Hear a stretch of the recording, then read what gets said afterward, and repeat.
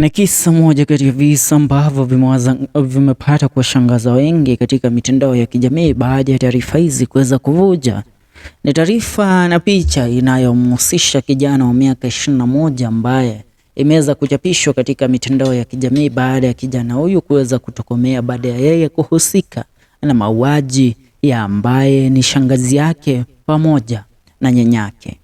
Kulingana na picha ambayo imeweza kusambazwa kupitia kurasa za kijamii, naye blogger Cyprian Nyakundi amedai ya kwamba kijana huyu is one of the most wanted men in Nairobi right now baada ya yeye kuhusika katika mauaji ya anti yake pamoja na shosho yake.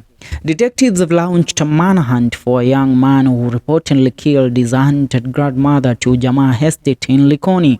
The suspect, 21-year-old, is said to have committed the heinous act on Wednesday before fleeing. While it is not clear what led to the tragic incident, a source familiar with the murder incident that shocked the locals sent a photo of the suspect to blogger Cyprian Nyakundi. Nyakundi shared the photo of the suspect on his Twitter handles, hoping that members of the public could help police in tracking him down. Lately, we have seen cases, murder cases caused by family struggles being on the rise in the country. Nataka kusoma maoni ya Wakenya kulingana na picha hii na yale ambayo wamekuwa wakiyasema. Picha hii baada ya kuchapishwa na Simon Mwangi Muthiora alisema, "Have you seen this young man? Police have launched a manhunt for the 21-year-old after he brutally bludgeoned to death his aunt and grandmother on Wednesday at Jamaa neighborhood before fleeing.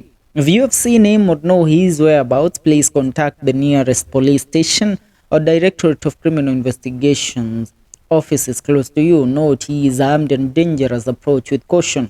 Na unataka kusoma maoni ya Wakenya. Umeona Peter Hamos akisema the man is young. You can't imagine he did that. Anthony Waithaka says kidogo utasikia ni pesa amenyimwa ambazo sio zake hata. Mother Mosheru anasema Jerry Habi anasema, "Where my heart almost skipped a beat. He resembles my brother, Lord God have mercy." Alex Karweni anasema, "What I thought her grandma and grandpa are the main and most priceless pillars of the family and should therefore be especially guided and treasured at all times." Simon King says, "Must anger disagreement aid in loss of lives."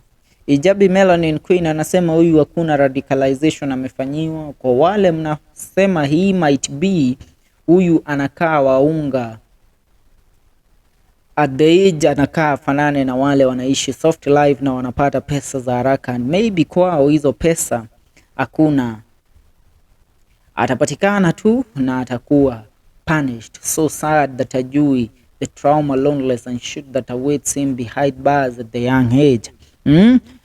Bana, kijana mchanga kama huyu kuweza kukua na tuhuma za kumuua nchi yake, shangazi yake pamoja na nyanyake, ni jambo ambalo ni la kuatua nyoyo. Gaining the courage of taking out your grandma and your aunt, it's not normal.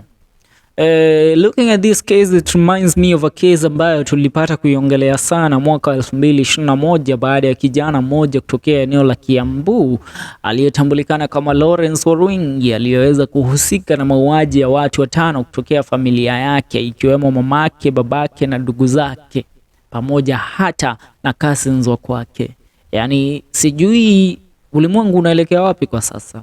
All we can say is that this country needs a lot of prayers at this crucial time, because we are in the most trying times as of right now. Na kukumbusha tu popote ulipo, usibanduke bila kusubscribe ndani ya channel ya kwetu ya FM Show KE. Tuungane katika video zetu zijazo.